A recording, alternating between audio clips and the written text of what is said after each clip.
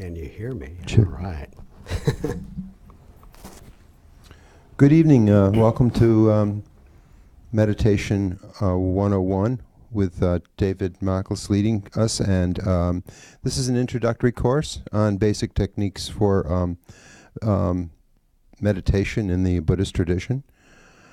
It's good to see so many people here who are new to the place. Feel free to ask questions, and appreciate seeing you. We have no expectation of any donations or anything like that, but we run on that basis of what we call dana, and it's certainly wonderful if you can donate, but nothing is expected or required. The class extends till each Tuesday night from 7 to 8:30 until October 24th. And welcome again, and I give you David Mackles leading our class. Mike, did I miss anything, David? I don't think so. What was the last thing you said? Fire exits or anything? Oh, no. Hello. I don't recognize many faces here except for Brian and Mike. So I apologize if you've been here and I haven't seen you before. So like Mike said, my name was David Mackles. I'm going to give you a little history about myself, and then we're going to go around and actually real quickly, because we got a lot of people here, just give us your name and kind of what brought you here, what got you interested. If you've been here before too, is great. I will say, let's see, I always have to think about this up front. Mike we showed you where the bathrooms are. Cell phones, if you can put them on sleep mode, that's always helpful, or whatever. There are other classes that are taught here that Mike might have mentioned to you as he came in. This is one of the introductory classes. There's also a Buddhism in a Nutshell, which runs, they kind of flip-flop this one and that class too. Some of you may have taken that already, I'm not sure. And then there's a Discovering Buddhism, which is, it's pretty introductory, but they take different segments of Buddhism and they go in depth. And I think each section lasts maybe 7 weeks, am I right? 7 or 8 weeks, lasts quite a long time. It takes 2 years for the whole course, so that might be something that at some point you're interested in. If you've never been here before, welcome to the Kadampa Center. All of this is called the Gampa. I'll talk more about that, what that means. There's a lot of stuff around me. There's books. Those are teachings that you see starting over there and kind of going up and over and across. Those are all the teachings of the Buddha, so to speak. We have some statues, the Buddha statue. Everything up there has a meaning to it, and I'm not the one that will be able to tell you what all those meanings are, just like all of the tankas that are around here too. But there's a book up there on that discusses the items that are on the altar, so that's always worth looking at if you're curious about anything like that. Same with our stupa that's out front that some of you may have seen. You can't help but see it right when you pull in. So, I've been coming here since 2004. I come from Ohio originally. I was raised Methodist, and started meditating, I think, when I was very young. I remember as a child doing it, and I don't know what kind of got me started on that path. And then, fortunately, I grew up during the 60s and 70s when there was kind of an increased effort, I guess, in meditation in the 70s and 60s, late 60s, with the Beatles and some of the other things that went on. So I was glad to see it kind of resurrected and kind of took hold there, and I got a little bit more involved at that point. And then I was always interested in Eastern thought, so it always kind of intrigued me. And then when I finished graduate school, my kids went off to college. We have two children, twins. And when they left, we were looking for something to do, and I was fascinated again by Buddhism when we found this place, and that was in 2004. So we've been coming since then. I've been teaching meditation, started right after that, teaching some classes, and we've taught, as Mike does, teach in prisons and here at the center. So we've had some experience doing that, and I started teaching this class maybe a few years back. I don't remember exactly when I started teaching the Meditation 101, but enjoy it. I like teaching it. So, and it's an ongoing practice. So if this is your first time, I guess, has anybody been to the Gadampa Center before? I think I recognize your face. Yeah, okay. I'm sorry. I'm really pathetic. Okay. So, yeah, and if you're involved in meditation, you'll realize that this is an ongoing, constant practice. It's not something that, you do a couple of times and that's it. You kind of have to keep working on it. It's like exercise, right? It's not, you never get to a point where you stop. It's something that you make a lifetime commitment out of. So, not that you're going to do that. So this is just introductory, but hopefully you'll develop some kind of practice at the end of this that you can continue on with. So, will we start? Mike, you want to say something else about yourself, and then no, not really.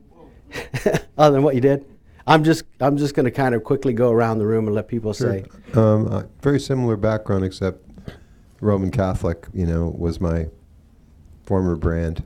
Okay. And came by the same path through the '60s and the things that came to influence us culturally and socially, music and all, and always been interested in Eastern thought, and was introduced in high school. I don't know what the nuns would have thought of that, but the teacher that gave me Siddhartha to read by Hermann Hesse in 12th grade, really made a mark. So I came to Gadampa Center about 3 years ago when I moved here to Raleigh, and just happened to bump into one of my old high school classmate from 1,000 miles away, who's a nun now here. That's the way interesting things work. So I've been just volunteering and learning more, and I appreciate the classes that are offered here, and I attend them, and I try to assist when I can. Thank you. That's about my right. story, and we'll. Yeah, and I don't know if we need to pass the mic around for this, Brian. Necessarily, don't need to capture it. Sure. I kind of. If you want it, it's there. Okay. We're going to sing. Yeah. I know. Karaoke. So just kind of what brought you here, maybe your name and kind of what brought you tonight. Okay. My name is Tatiana. I've been to the Gadampa Center quite a few times on Sunday teachings, and I came one time to the Buddhism in a Nutshell, and didn't realize it was a 5-week series, and I arrived at week 3. So I didn't come back because I'm going to start with week 1 when this is over. Okay. But I've always been interested in meditation. Never knew how, what it's about, so that's why I'm here. Okay, good. Figure this out. Hi, my name's Lindsay. I have come to a few of the courses for the Buddhism in a Nutshell, not the whole 5-week series either, so I'll probably redo that. I've had a personal interest in Buddhism for a number of years, have engaged in my own study, but have never been part of a community, so I'm hoping that will help my personal practice. Good. Thank you. Welcome. Nancy, and Hello, I just Nancy. felt a need to meditate. My name is Jeff. I've been wanting to meditate for quite a while. I've learned how to. I saw your ad this morning on your website, and here I am. Good. Hi, I'm Carol. This is my second class here at the center, and I do a little bit of yoga outside of this, so meditation is part of that, so I hope this takes it further. Hi, my name is Shuchi. I'm from India. So I grew up on stories about Lord Buddha, like he's one of our gods, although I'm not a Buddhist. So I've just been trying to learn how to meditate. It's hard. So I just came here to get some direction and learn how to do it well. Good, good. My name is Jeffrey. Moved here in 2001. Been looking for a spiritual community, and that's what brings me here. Hopefully I can find that here. Been active in some form of meditation or another since 1987. A follower of John Kabat-Zinn and Ram Dass. Ram Dass. Hi, I'm Carol, and I'm here seeking some peace and tweaking some practice. My name is Caroline. I'm brand new, so I could tell you afterwards how I feel. Okay, there you go. You might not feel better. My name's Bill. I was born in a Catholic family. I'm currently United Methodist. I've studied world religions and had an interest in the Eastern side to this. Really would be interested in learning how to meditate and relax. I'm a smoker, so my goal overall is to give that up and take this up. Oh, there you go. My name is Jane. Bill's my husband. So I just want to learn how to relax, basically, is my goal. Okay, good, good. Yeah, I guess we better get the back half and then we can move up. Hi, my name is Liang Yu. I have crazy mind, so I want to meditate. Everyone has crazy mind. Hi, I'm Kurt. I've attended some classes and I'd like to learn to meditate. Hi, I'm Naya, and I'm also here to learn how to meditate. Hi, my name's Hugo. I have little to no experience with yoga and meditation, but I just would really like to learn a little bit more. Good. Hi, I'm Paige. Sorry that I'm late. I'm here to learn how to meditate.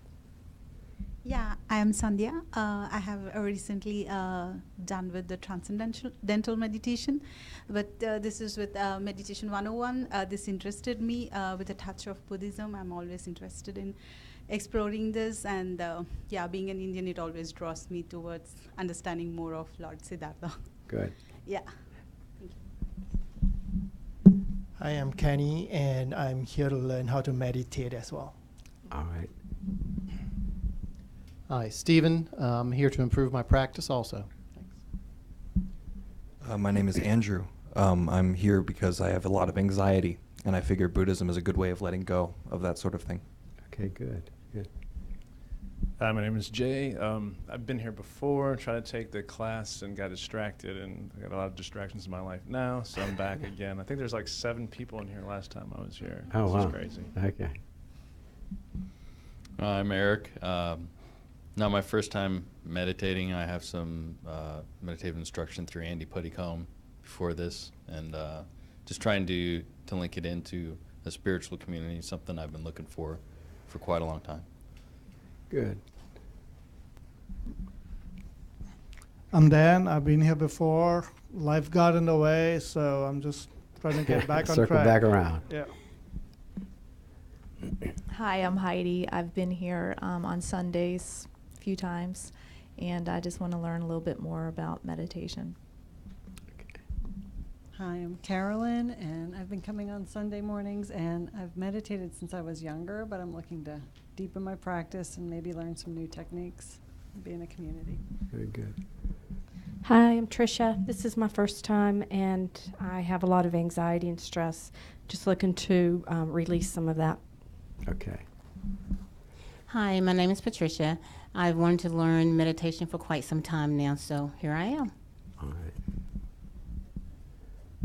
Hi, I'm Will. It's been a couple years since I've been here. I've had a real hard year and just looking for some positive inputs. Okay, good. I'm Ruth, and everyone in my life believes I need to learn to relax. I'm Sudha. I'd like to establish a consistent practice. I'm very inconsistent right now. Okay. I'm Ann. I was here a year or so ago, and we popped in the middle of the Meditation 101. Okay. And since then, we've done Buddhism in a nutshell. We're starting the Discovering Buddhism. Uh-huh. But I really liked the meditation sessions, so I'm trying to learn new and different techniques. Okay, good. I'm Greg Schweizer, and I'm with her. Okay. So it's like Yes. ditto, huh? Okay. And I'm also interested in learning about Buddhism. Okay, good, good. Hi, I'm Ashley. Hello. I lived in 2 major cities and needed change my career path, and it led me here, started over. So I just needed some clarity. So I figured meditation will help with that. My name is Natalie. I suffer from depression and anxiety, and I figured this would be a good place to find myself and find peace with myself. Okay. So, yeah. I'm just here with a friend, so. All right. That's fine too. What's your name? Oh, yeah, my name's Abby. You'll Okay. find out later. You can go behind you, Abby. Hi there, my name's Clea, and I've been coming here for about 9 months when my mom had a bad car accident and she just passed away. Oh, I'm And so I am trying to learn how to meditate because I never really have, and to just find peace and calm my mind. Okay. Sorry. I'm Maggie, and I'm just working on my meditation. Okay. Hi, my name's Eric. I'm a musician and a librarian, and I've been here a few times, and I'm just interested in learning more about Buddhism and meditation and making it a part of my life. Very good. Hi, my name's Deontay. Been here 3 times, twice to the Sunday morning and once for the Saturday meditation. And I have meditated before and just want to establish a more constant practice and learn more about Buddhism. Okay, good. Hi, I'm Peter. I'm new and would like to learn how to meditate and relax. All right. Hi, I'm April. It's my first time here, and I'm just interested in learning some more meditative techniques. Okay. Hello, my name is Eugene. Been here maybe like 4 or 5 times. I'm interested in the Eastern philosophy and Buddhism in particular, so I'm exploring. I'm Alex and want to be more consistent in practicing meditation. So group and guided meditation is kind of easiest, probably an easier way. Yeah, like group exercise.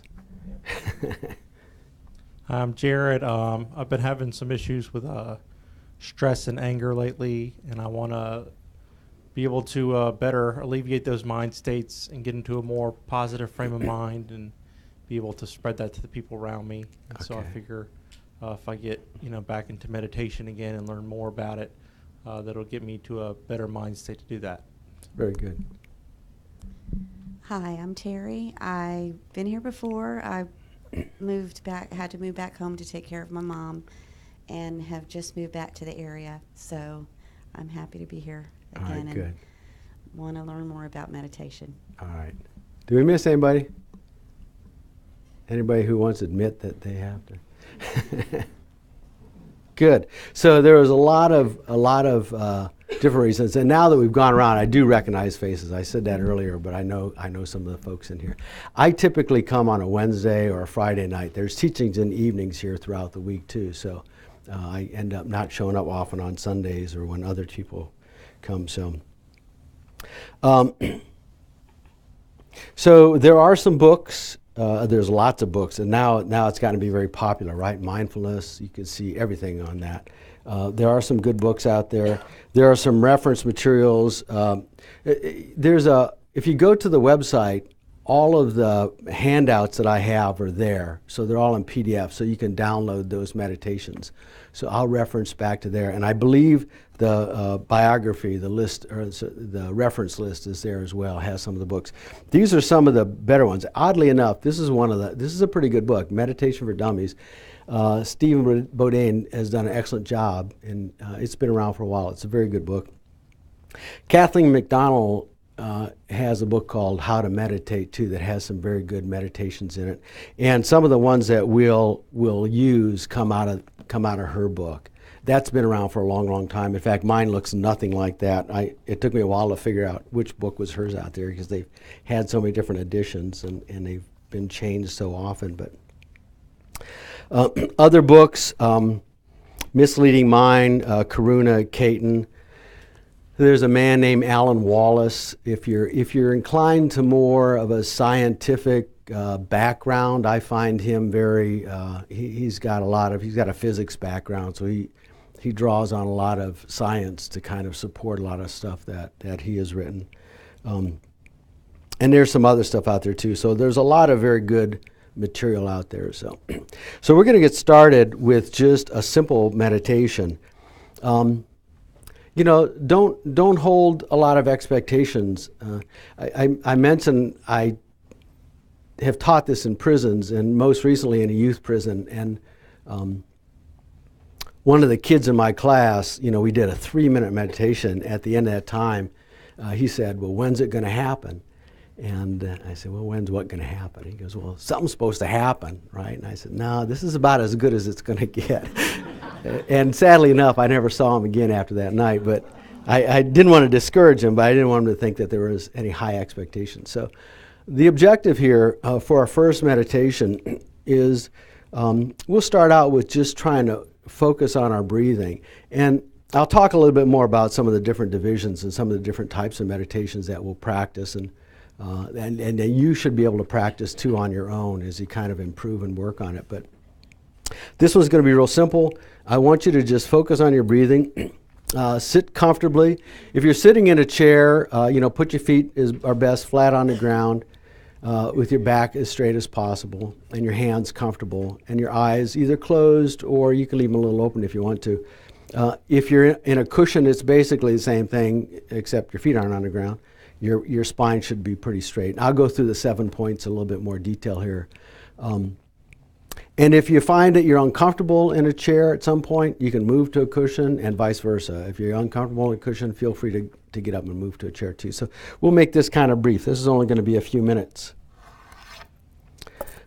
So what I want you to do is take a few big breaths in and out and just kind of release everything. And so for the next few minutes, try to allow your mind to let go of thoughts. That's kind of our goal here, is to kind of let go of things. And so your mind is going to get captured by a thought and it'll start to wander off as you watch your breathing. And what I want you to do is when you catch yourself, and I'll remind you here in a little bit, and your mind has wandered off, just gently pull it back and then try to focus on your breathing again, okay? The whole idea is to just build some level of focus. So, and then I'll ring some little bells at the end of about 3 or 4 minutes or whatever we do here. So a few breaths in and out. And then just try to keep your focus on your breath.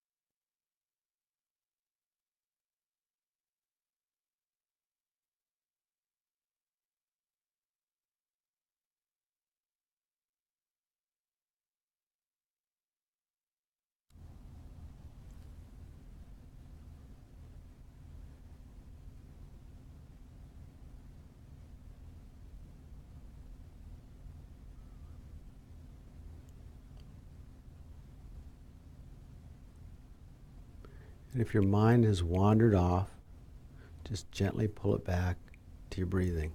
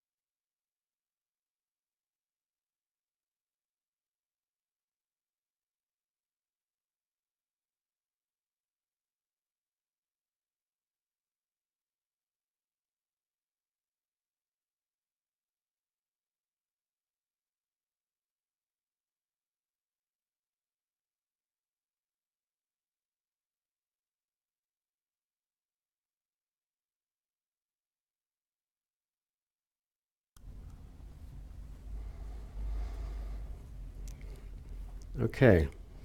How many of you were able to stay completely focused on your breathing without your mind wandering at all? It's a challenge. That was about 3-4 minutes. I forgot exactly what time we started, but that was about 3 or 4 minutes. Anybody have any experiences that they want to share? Anybody ready to leave? Think, is that it? That's as good as it's going to get? It's hard to stay focused.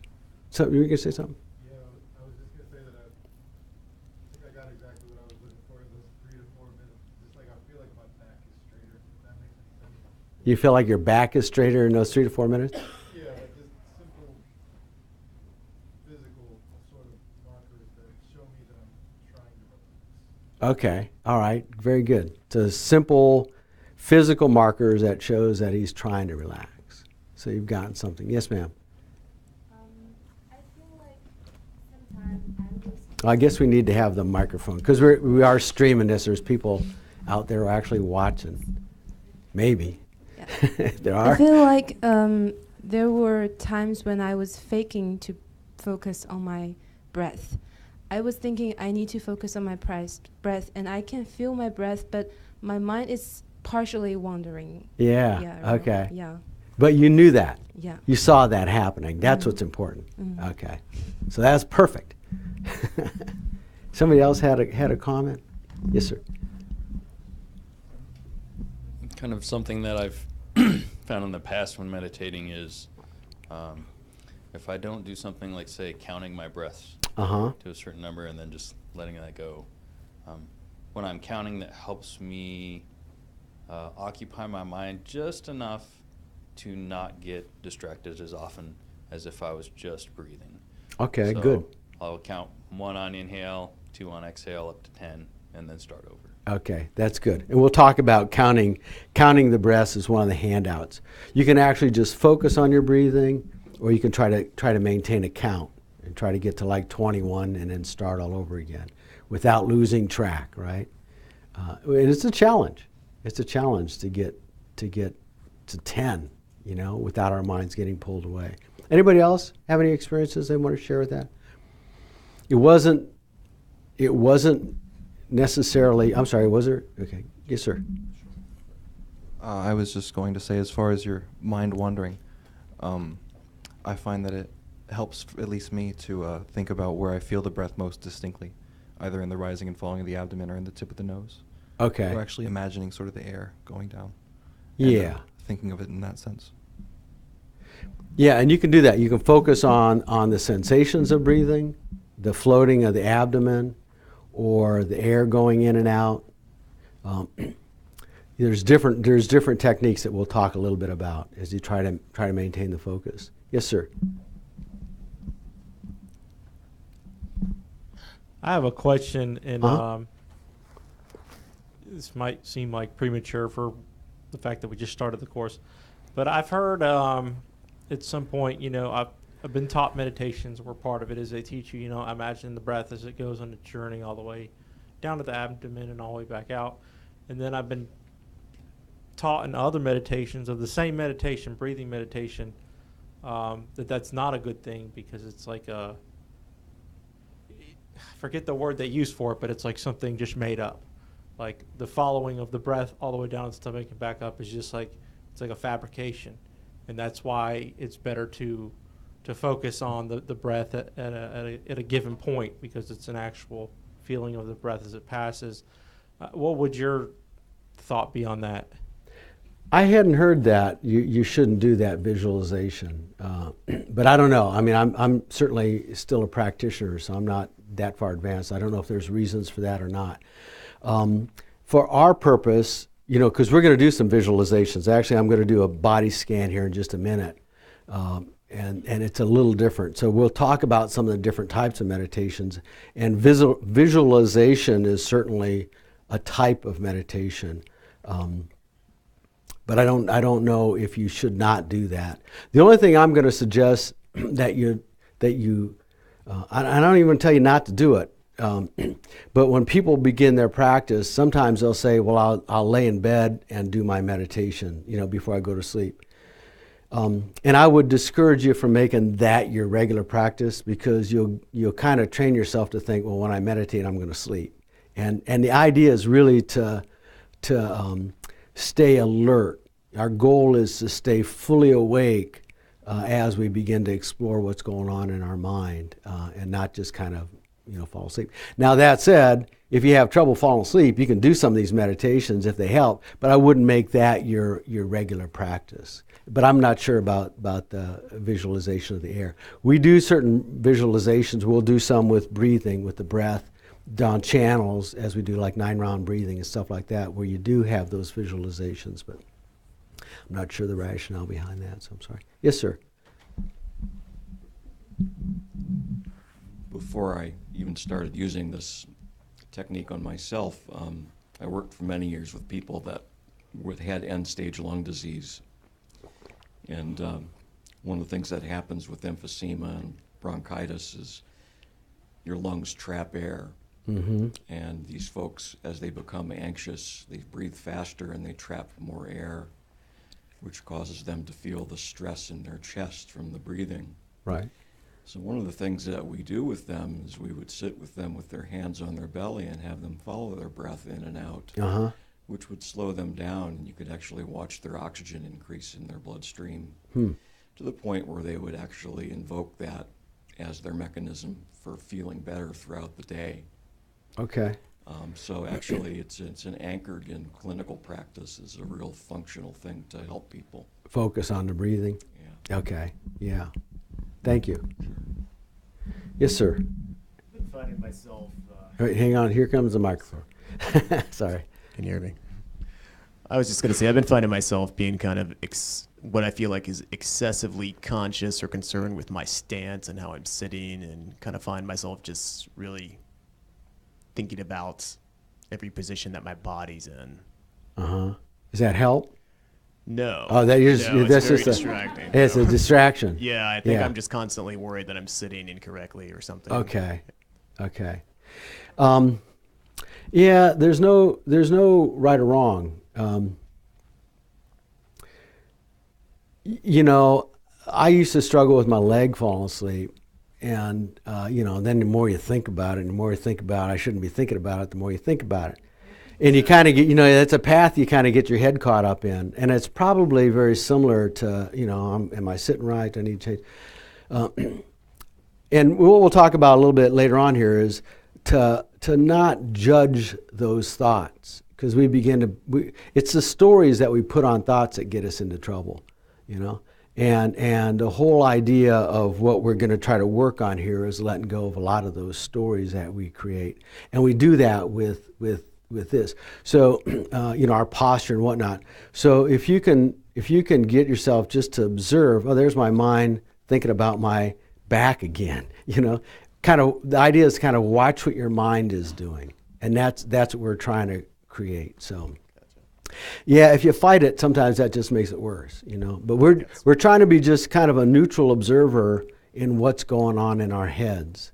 And the point really, you'll find this with practice, the point behind trying to focus on your breathing is not ultimately, someday maybe I'll be able to maintain that focus, but I'm way away from that.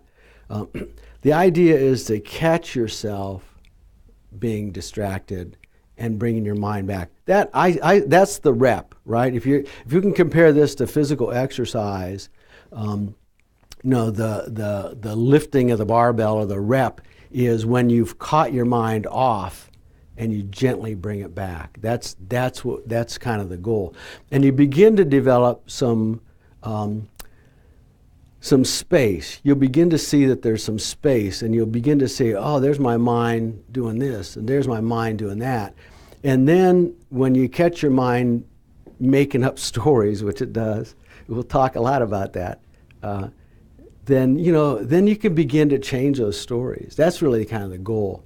The idea is that, we can turn our negative mind and our negative stories that we create and change them around into something more positive, that ultimately is going to make us happier. And probably the the people around us happy too, right? That's kind of the goal too, is it's not just make us happy, but the folks around us. And they begin to subtly see some changes that take place with practice. But again, it's not an overnight thing. You've spent your entire life learning to do things the way you do. And the Buddhists will say you spent many, many lives learning to do the things the way you do. Things like anger and jealousy and envy and all sorts of negative states of mind. You've practiced that over and over and over again. In fact, you spend most of your life meditating on that, right?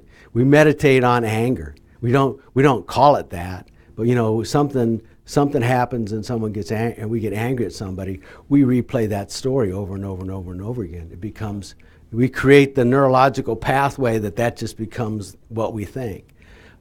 So we're trying to undo some of that and rewire some of that as much as we can.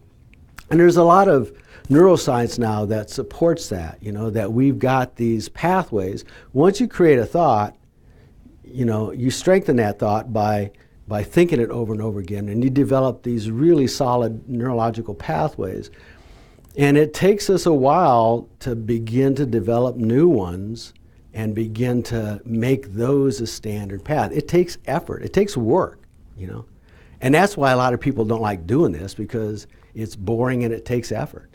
And I got more important things to do, but it's really not boring. Once you start realizing you can change those things, those thoughts in your mind, then it becomes quite intriguing, It becomes something that you kind of like, wow, I need to do more of this, because it makes a difference. But it's a slow process, just like physical exercise. You're not going to go to the gym one time and come home and stand in front of the mirror and think that things are going to change, right? It takes time. It takes a lot of practice. And so establishing that practice is important. And that actually, I'm sorry, did anybody else have a comment? I've kind of jumped right into lecture mode here and kind of veered off. Anybody else have any experiences they want to share about that? Few minutes? Yes, ma'am. You've been dying to say something.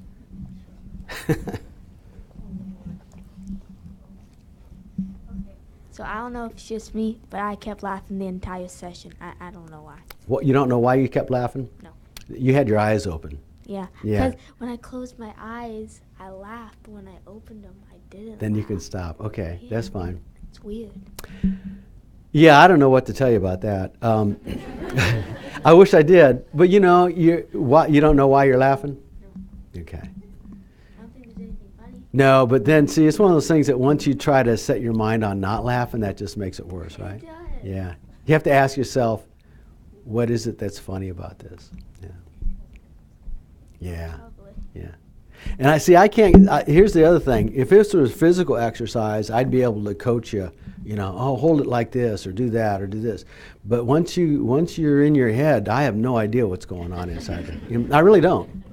But ultimately, it'll begin to kind of display itself, right? Over time, you begin to change your demeanor and your personality and those kind of things. And people they'll see the results of your work, even though they may not see what's actually going on in your head.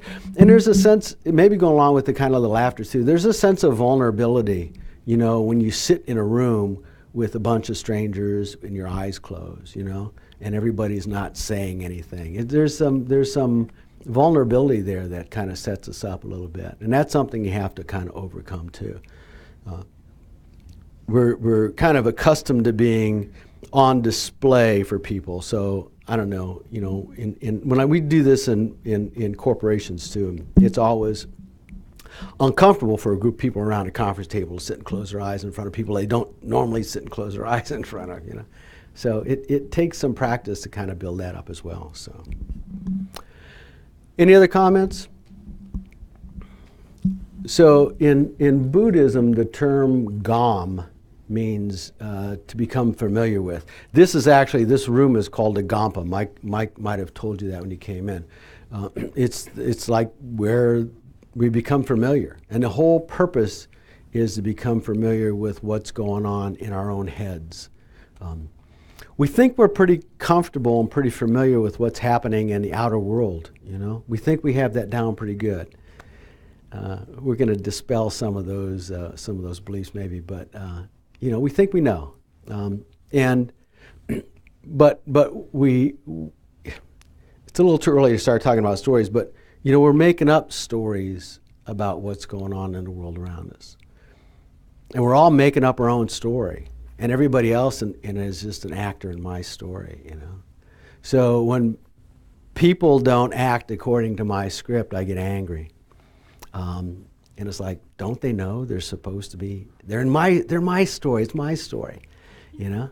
It's my play. I've written it.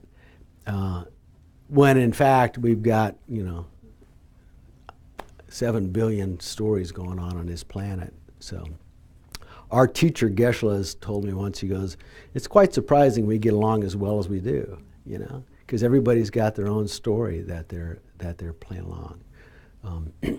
And the objective is to become familiar with our minds and begin changing those stories a little bit, and again making it something more positive. So before I go too far here, I want to do another meditation, and this is going to be I'm going to talk during this one. So this will be kind of a visualization.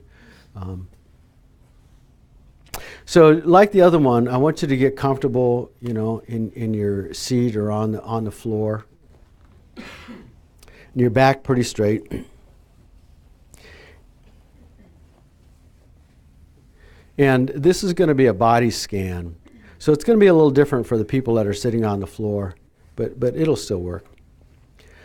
So I want you to take a few breaths in and out and just let go.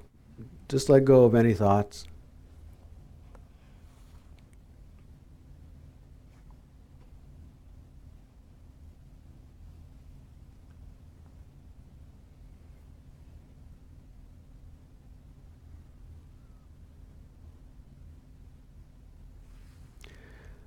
And I want you to start with your feet either on the ground or in front of you. And just allow them to relax. If you're sitting on a chair, just imagine that they're kind of stuck on the earth. And just let go.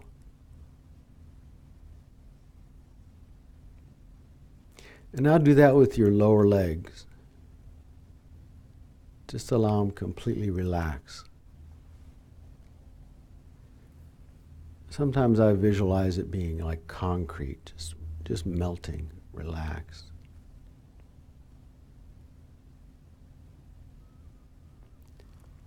Then your knees.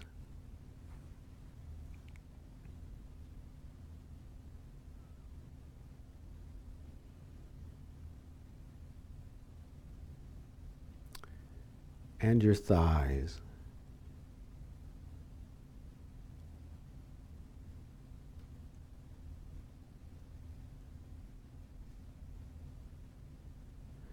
Then let your rear end just relax. Your hips.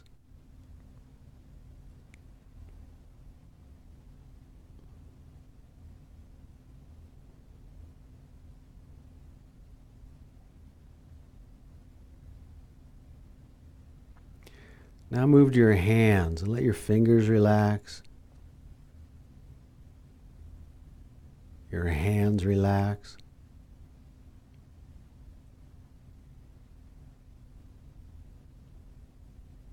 Your wrists,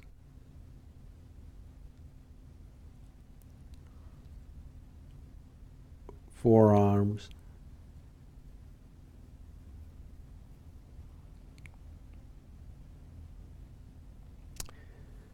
your elbows and your upper arms. Totally relaxed.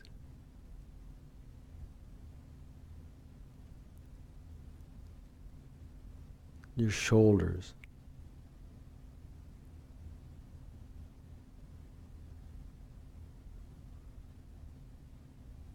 Then let your abdomen relax. The breath just kind of moves in and out naturally on its own. Your chest.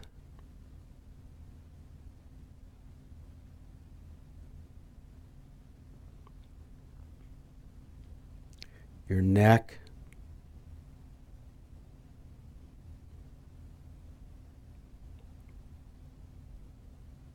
back.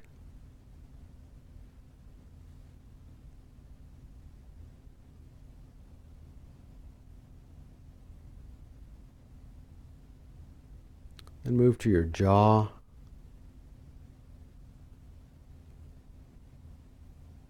Your cheeks, your forehead,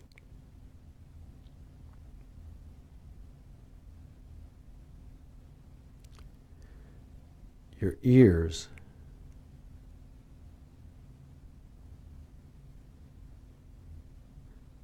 then the top of your head, your scalp.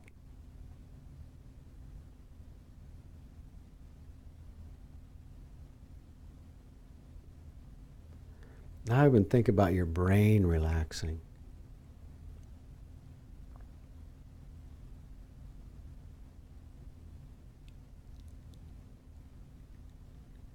Your sinuses and your throat.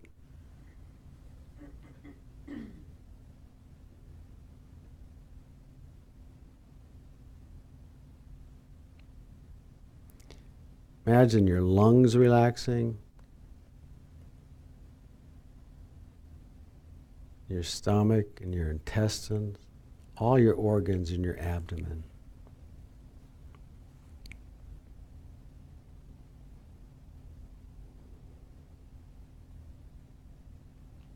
And just allow your breath to move in and out effortlessly.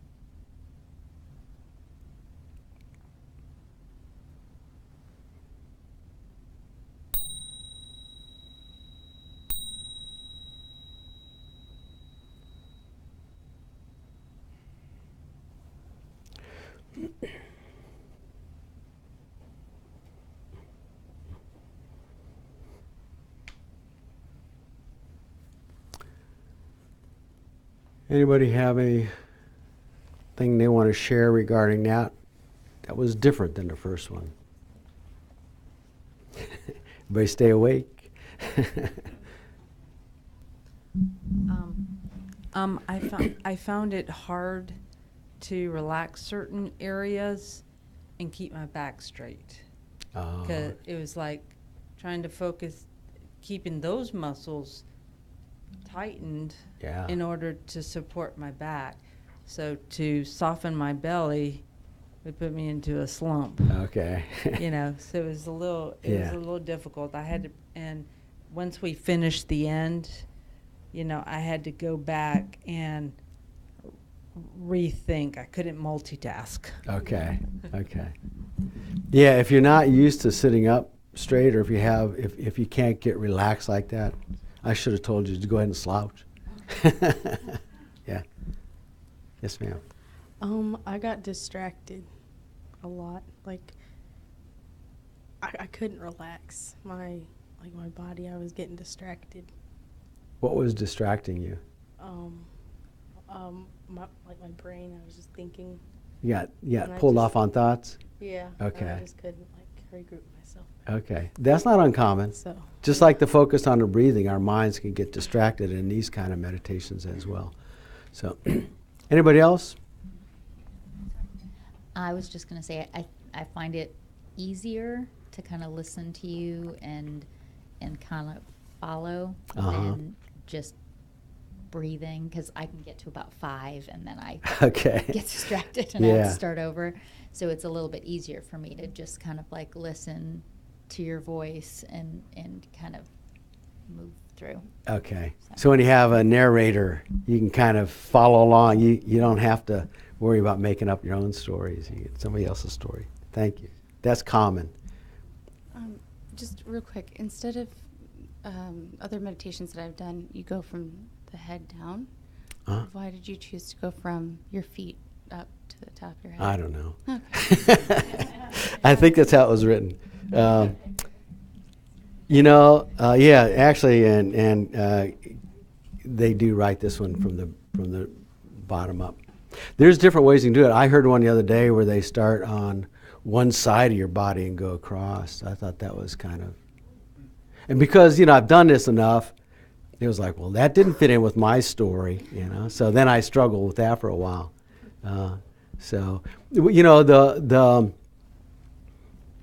Yeah, I don't think there's any real now, huh? Yep. Any other comments?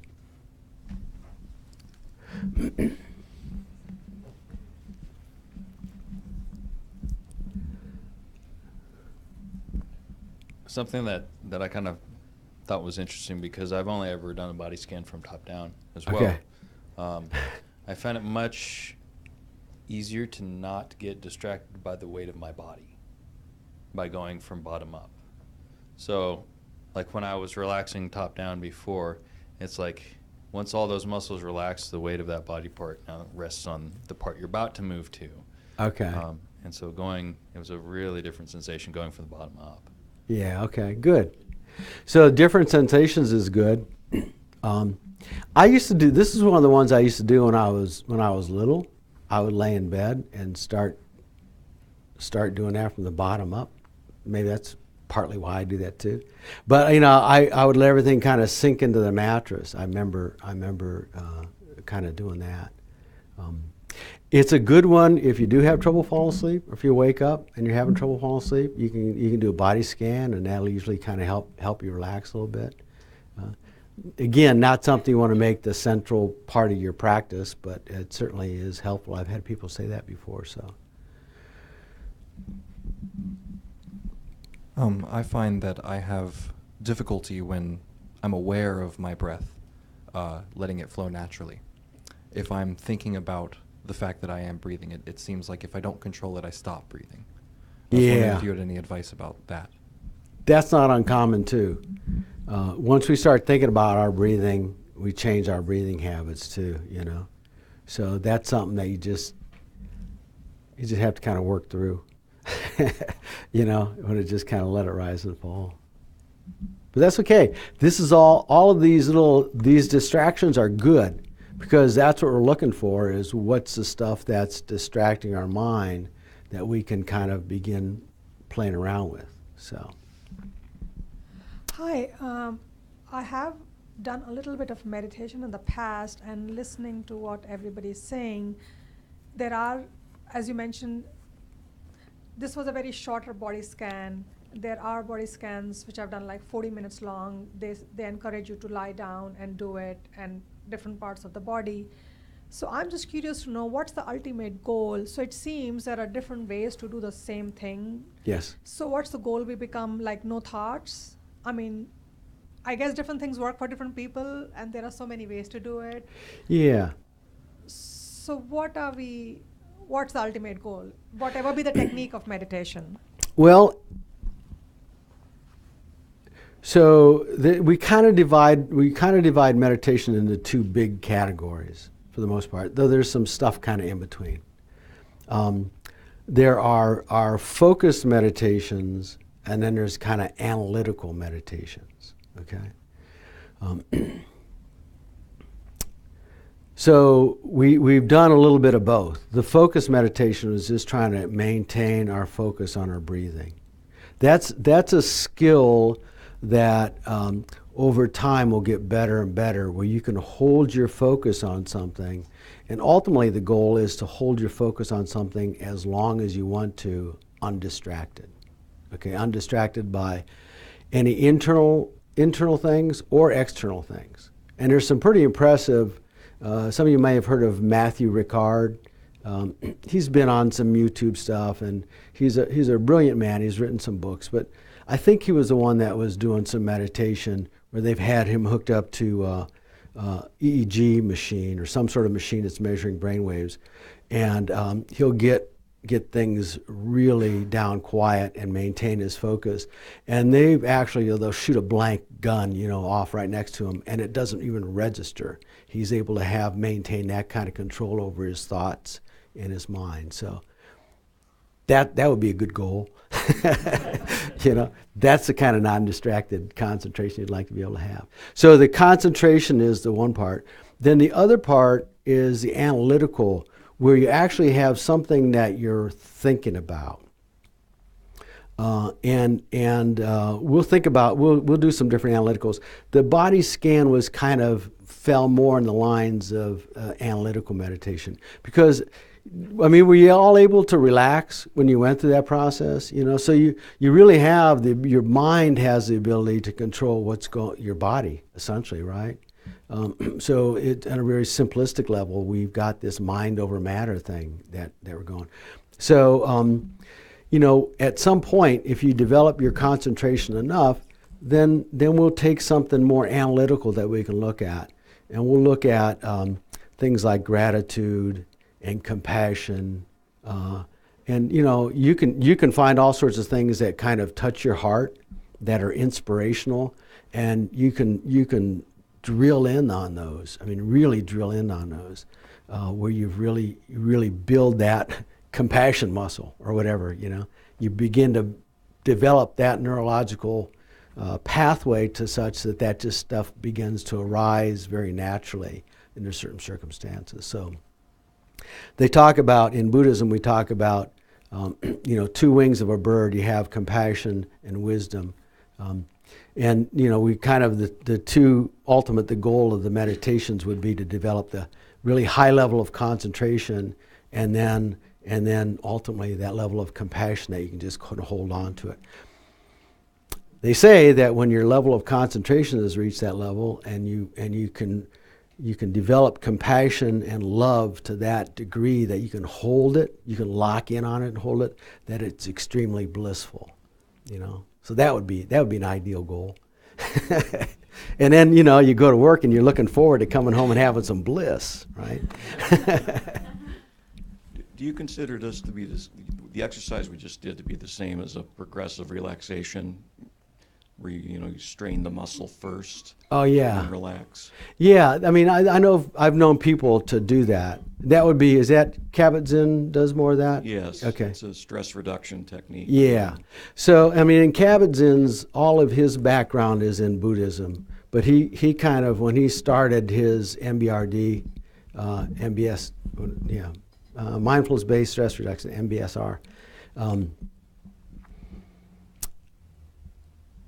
He really couldn't talk about Buddhism. So, he kind of began developing this other program, but most of it's all based on these types of meditations and practices too. So, and this is different. So, I don't want you to think that, the goal of meditation, if your goal is relaxation, I think that's fine. As you kind of begin, if you wanted to be calmer, a little bit more relaxed, I think that's fine. There is a difference between relaxation and the awareness that we're trying to build in a meditation, because the idea is to stay fully awake as you do these practices, and not necessarily. When I think of relaxation, I tend to think more of sleeping, trying to get into that state of mind. But the idea of this is to stay fully awake and be fully aware of what's going on through your head. because we're not, you know. We think we are, but we're not. There's all sorts of stuff that pops up. You know, and look how hard it is to allow your mind to focus on your breathing for, you know, the count of 10. We're so easily distracted by little shiny things that come by, you know. And it's getting worse, right? My phone buzzes, you know, so I'm training my mind to even become less mindful, you know. So it really takes effort and work to do it.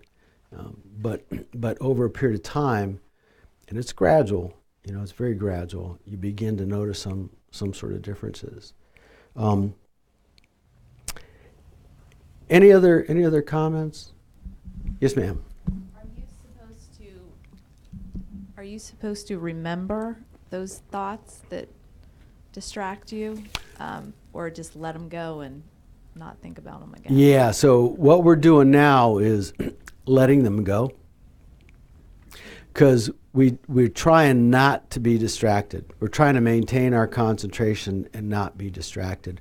We'll do some other meditations here in a little bit on how, you know, you can begin letting those thoughts go. When I do my meditations, I keep a little notepad next to me with a pen, because every once in a while something will come up that I think, you know, I better head and let that go.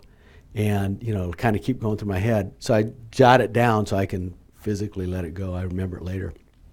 That may not be useful for everybody, but that helps me quite a little bit, where I can just kind of let go. Because the idea is, you know, to let go of the to-do list and anything else that's going on out there, and explore what's going on in your own head. That's really where the work is being done. And again, once you begin to get a handle on what's going on in your own head, you can begin changing all that stuff, you know. So you do have to pay attention to what's going on and kind of be able to consciously think about it later, or? Well, again, when we're starting out, the idea is to let go of the thoughts. Right. If you need to write it down to, you know, when you're later on, when you're not meditating, if it's something important enough that you need to remember for later, that's why I jot it down, okay? I don't know that I'm answering your question. It'll probably reveal itself as we get. Okay, I mean, and some of the stuff that comes up isn't pretty. And some of it is stuff that you'll want to work on, you know, that you begin changing your thoughts. As we get a little further, you know, you begin to observe. We'll talk a little bit later on about how, you know, you may practice putting yourself in situations that try your patience, okay? So that it gives you something to work with, you know? The real practice isn't sitting on the cushion. It's when you get out there and start dealing in the real world. So, you know, this is the easy part, really. I don't want to get ahead of ourselves, but the meditation part, I enjoy doing that. It's when I have to get up and deal with, you know, other people and coworkers and yada yada yada yada, that it begins to try my patience. But that's the stuff that we're going to try to work on and see if we can't switch our thinking a little bit, you know. Thank you.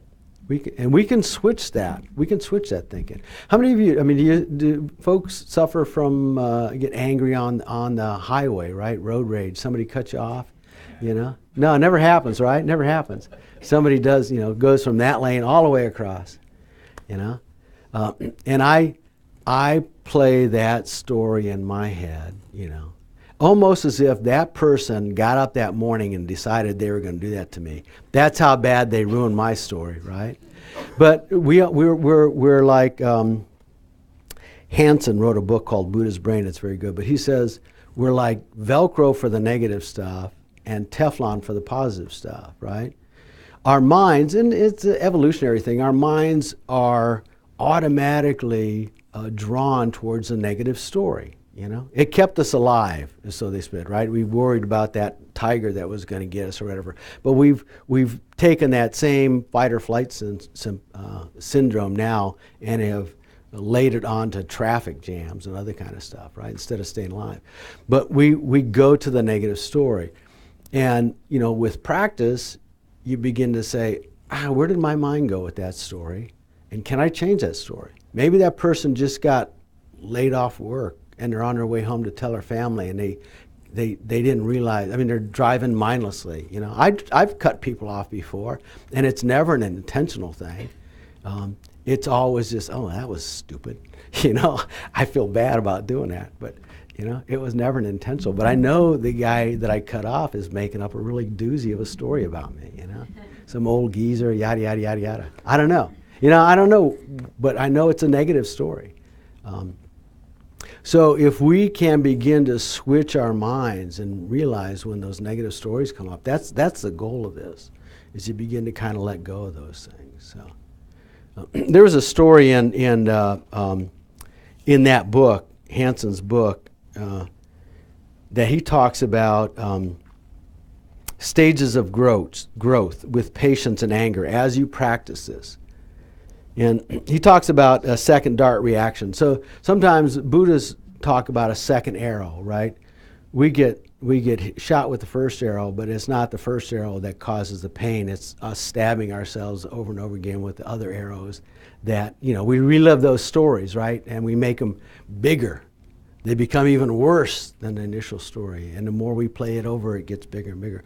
So he talks about, you know, as you practice this, and begin to develop some level of patience and begin to observe how your own thoughts create some of your problems.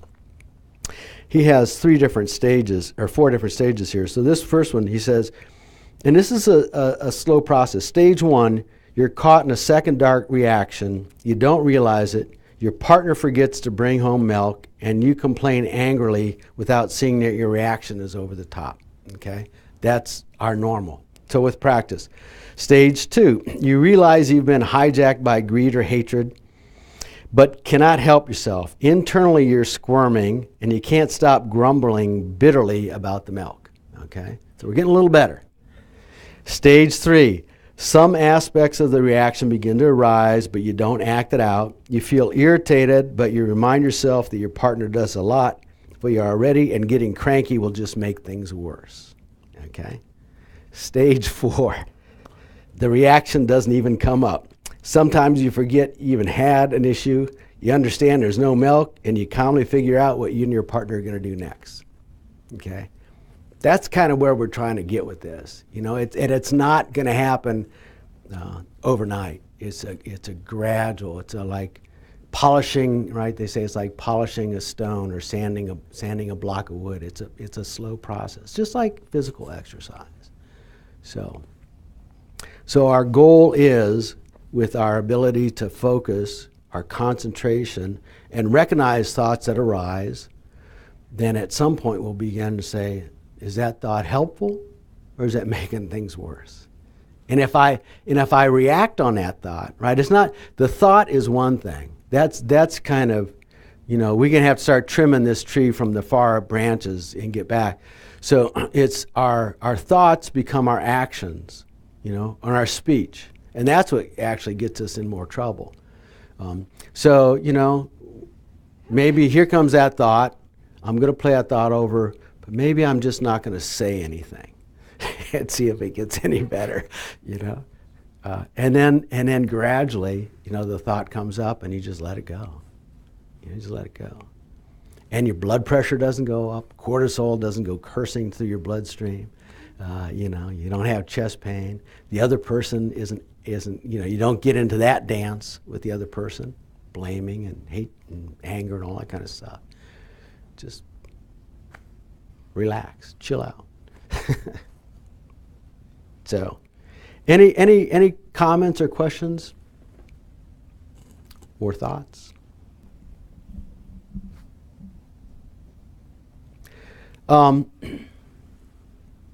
Yeah, I'm sorry. I was struggling with the first one. I think of trying to get rid of the narrative in my head. Uh-huh. And I found that when I was listening to you or listening to the external voice that was just sort of guiding me, it was a lot easier to sort of let that go. Mm-hmm. Still got tripped up by like little visual things. I don't know if y'all see those little things when you close your eyes. Yeah, that's right. You know what I'm saying? Yeah. But what I found was interesting is that maybe like a little mini realization where like we're always looking to microwave our experiences today, and I tried to breathe even before we got started with the meditation, and it was a lot easier to coast into a different place on the second one, and it just felt different. Okay, by calming down a little bit and watching your breath ahead of time. Okay, Yeah. and that's perfect. So any of the meditations, any of the analytical meditations that you do, you know, you're going to always hopefully start your practice with a couple of calming breaths, let go of anything. We'll talk a little bit more in future sessions about setting your intention. You know, but kind of setting yourself up, all right, and I'm going to do this meditation. It always helps it tremendously, you know, rather than trying to do it on the fly. Like you say, microwave, is that the term you use? Microwave. So rather than trying to do it on the fly or when you can. So if you want to start a practice, that, you know, that's a good place to kind of start too is, you know, some people do better in the morning, some people do better in the evening. You know, try to find a time, you know, if you're just getting started, maybe try to find a time where you can carve out,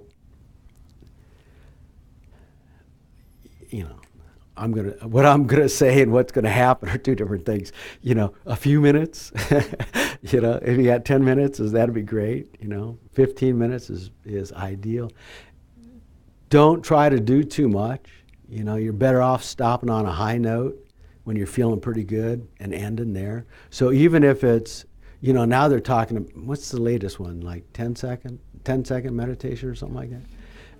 You know, whatever it takes to just draw your mind in. If it's just stop and take 3 big breaths and let go of everything, that's 10 seconds. You know, that's good. You could do that. You know, everybody can do that. Yes, sir. Were you going to say something? Yeah, I just, you know, I don't know why the world is going so fast, and it seems to be going much faster as time goes on. And somehow I woke up and I was 61 years old. Yeah. And here I am. So, the way this works in my life is that if I hear the committee speaking to me, that part of me, which is not me, but is distinctly focused on me being unhappy, I try to take notice of that as not really being who I am.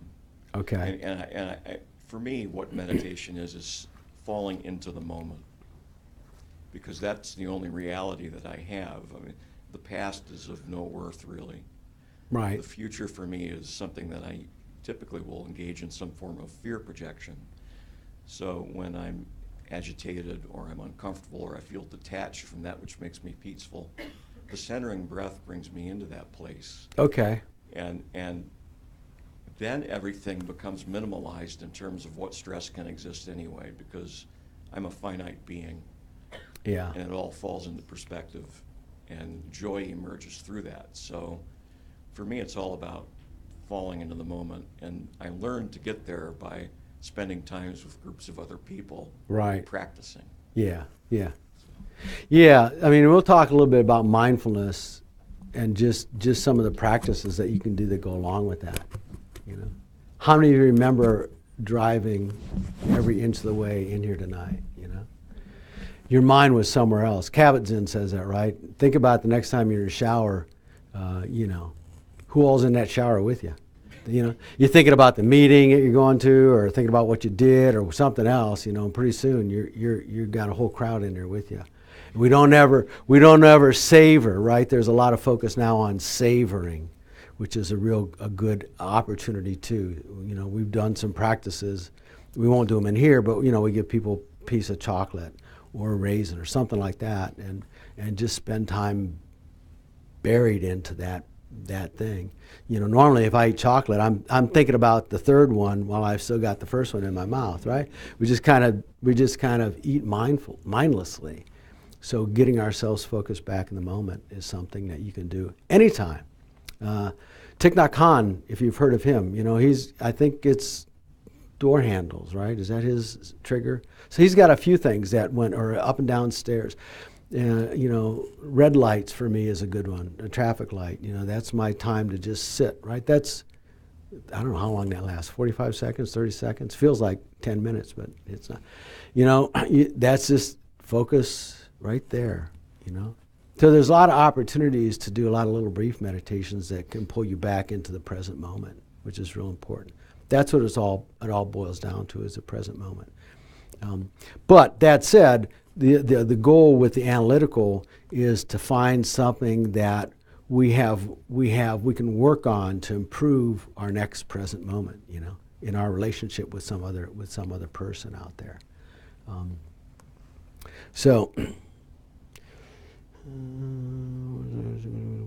sorry, I was going to say something and it's just kind of, I should have written it down, right? Find a spot if you can, a time if you can, that works out well for you. Give yourself 5 minutes or whatever. And if after 3 minutes you're uncomfortable, stop. You know, that's a good point to stop. And you'll gradually be able to build on that length of time that you can sit, you know, where you begin to expand that up a little bit. And your practice will become a little bit more formal. But, you know, initially, just want you to find a few minutes in the day that you can practice. And you can do that. I mean, you can find a few minutes. Somebody might have been saying here about driving home, they stop in their car and sit. And that might have been somebody else. I don't know. You know, turn off the key and sit in the driveway for a minute. Sit in the car for a minute or two. And just practice focusing on your breathing if you can. Let go of all the other stuff that comes up. In this tradition, we talk about a 7-point posture. So, you know, if you're in a chair, your feet are flat on the floor.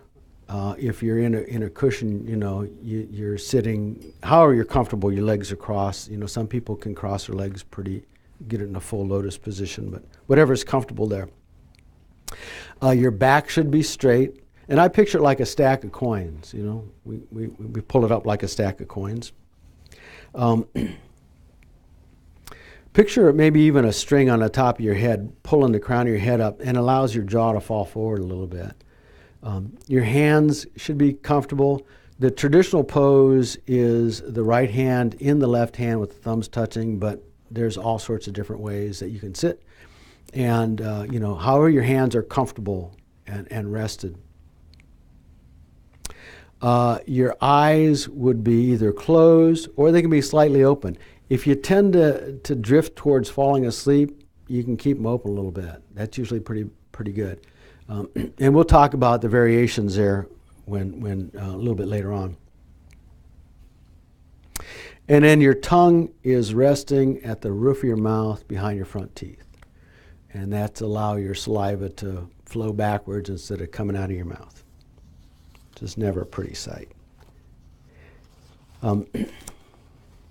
So one of the handouts, there's 4 handouts actually.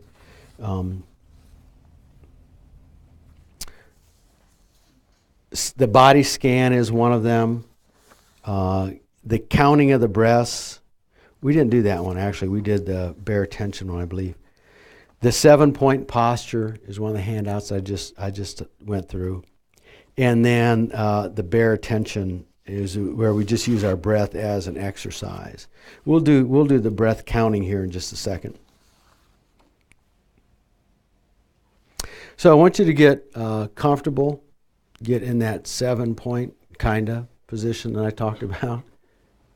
Feet flat, back straight, head kind of up, chin kind of down, hands rested comfortably in your lap.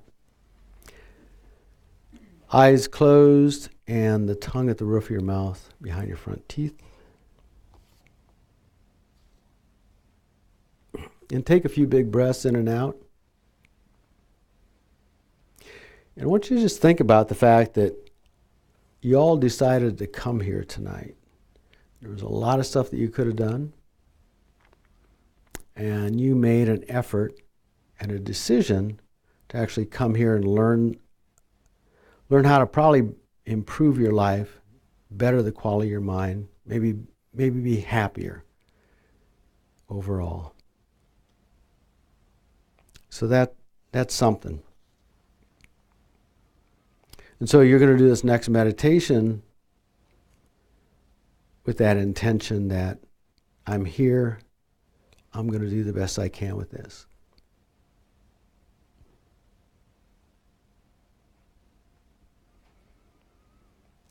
This time I want you to actually count your breathing. And you can count your abdomen as your abdomen rises and falls. Or you can focus on the sensation of the breath going in and out of your nostrils. Cool air going in, warm air going out.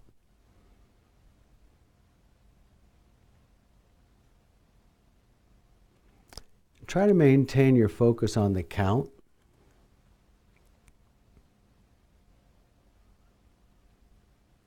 Every inhalation and exhalation is 1.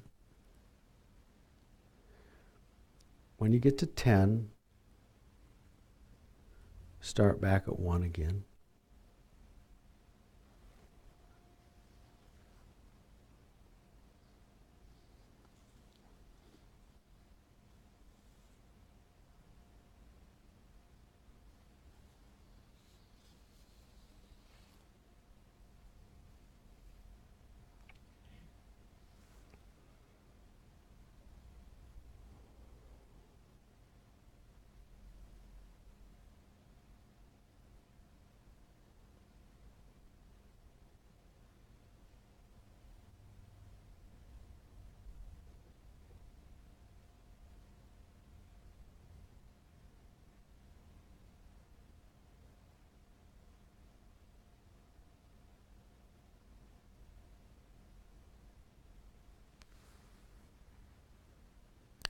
If your mind has wandered, bring it back and start again at 1.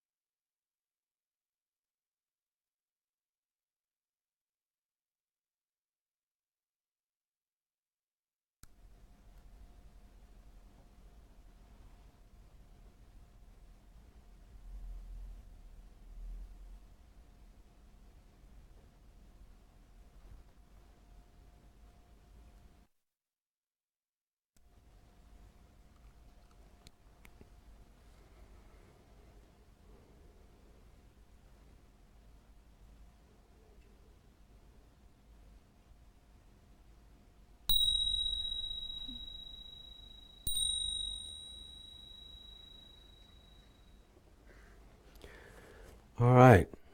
You're able to maintain your counting just like the other one. And when you count, you can't just be, thinking and counting. You got to be focused on your breathing the whole time. So that's a challenge. I mean, I can count to 10 and not remember how I got there, just like I drove here tonight, I got here, but I don't remember exactly how I got here. So the idea is to maintain that focus. There's some of the practices will maintain the focus on the breath and even notice a turnaround, in between inhalation and exhalation. Really maintain solid focus. Any comments, thoughts? It's very similar to the first one we did. We'll talk more about this next time. There's awareness, and then there's concentration, and they differ just a little bit. When you first learned to drive, you concentrated on everything, but then you developed awareness of your driving, kind of in a bigger picture. And then we've lost that awareness, right? Now we don't even think about when we drive. Try being fully aware when you drive home. We'll do that exercise sometimes. Tell people, I want you to be absolutely mindful of your drive home, however long that lasts. And see if we do it. You'll find that the drive is much more pleasant.